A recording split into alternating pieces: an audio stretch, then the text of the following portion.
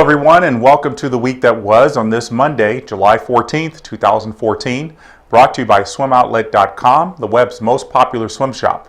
I'm Jeff Cummings in the Phoenix Swimming World studio, ready to bring you the top 5 swimming headlines of the week. We're going all over the world for today's show, from the United States to Australia and the Netherlands. So sit back and journey with us in this look back at another amazing week.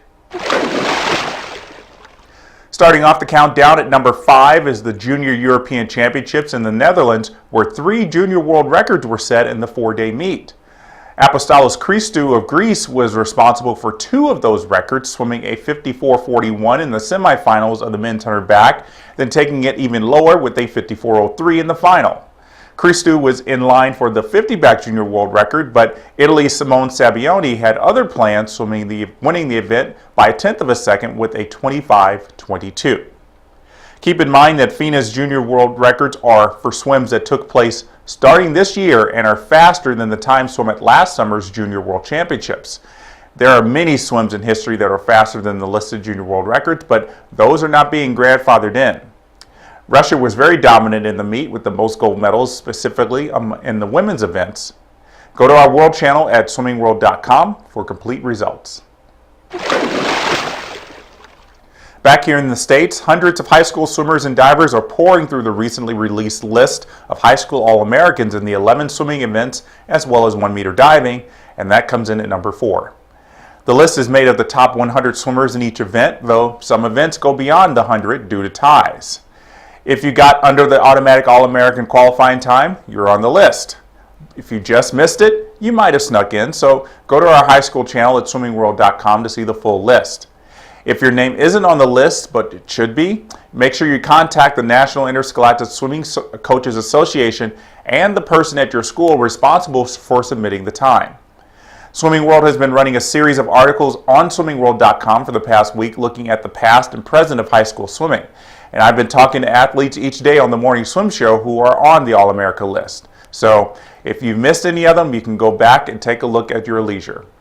Congratulations to all the athletes who made the list. I know from experience that it's a joy to see your name among the top swimmers in the country. Athens, Georgia was the site of some major swims from some of the sport's biggest stars over the weekend, and the times put up by Michael Phelps, Ryan Lochte, and more take number 3 on the show this week.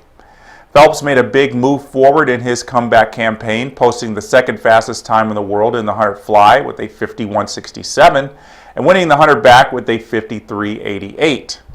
In his first meet since May, Lochte showed that his knee isn't doing too badly, winning the 200 IM with a 158.65. Lochte's knee didn't seem to affect him on the breaststroke leg as he split 34 seconds on that leg, which indicates his torn MCL tendon isn't hampering him too much.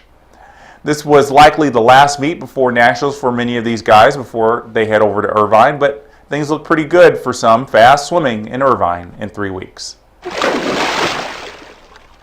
At number 2 on our countdown is Ian Thorpe's admission after years of outright lies that he is a gay man. Thorpe sat down for a television interview with noted Australian journalist Michael Hixson, and that interview aired Sunday night. In the interview, the 5-time Olympic champion said he avoided answering the question about his sexuality for many years because he didn't think it was appropriate for journalists to ask a teenager questions about his sexuality, even though he said he pretty much knew he was gay in high school. As he matured, he dated women and said plain and simple in his 20s that he was not gay. Now 31 years old, Thorpe said he started telling people in his close circle and received a lot of words of support since the interview aired. He thanked his fans on Twitter, saying, quote, "To everyone who has sent a message of support, I sincerely thank you." Though Thorpe has ditched his ideas of making a comeback, he's still involved with swimming and will be a swimming commentator for Australian TV. And here we are at the number 1 headline of last week, and it comes from the world of collegiate swimming in the United States. Michael Hixon was a key member of the University of Texas's swimming and diving team at the NCAA's last March, winning the 1-meter and 3-meter springboard events and scoring on the platform. But last week, Swimming World learned that Hickson was making the move from Austin, Texas to Bloomington, Indiana to work with the very talented group of divers at Indiana University. One of the reasons we understand he's going there is to work with Darian Schmidt, who is his synchro diving partner in non-collegiate competition. This will obviously boost Indiana's potential in diving immediately. Texas still has a very strong diving squad, but losing its best diver hurts the chances for the Longhorns to chase a team title this year. This year is viewed as an off year for international diving, with some World Cup meets around the world serving as the big meets. We'll see if the move pays off on the international scene for Hickson when the trials for the World Championships comes around next year. And that will do it for today's show. Be sure to stay with swimmingworld.com for the latest headlines in aquatic sports, and follow us on Twitter and Facebook for more updates via social media. We also want to tell you that new videos are being posted every day on our YouTube channel, simply called Swimming World. So go there and subscribe so you don't miss a thing. I'm Jeff Cummings, and that was the week that was.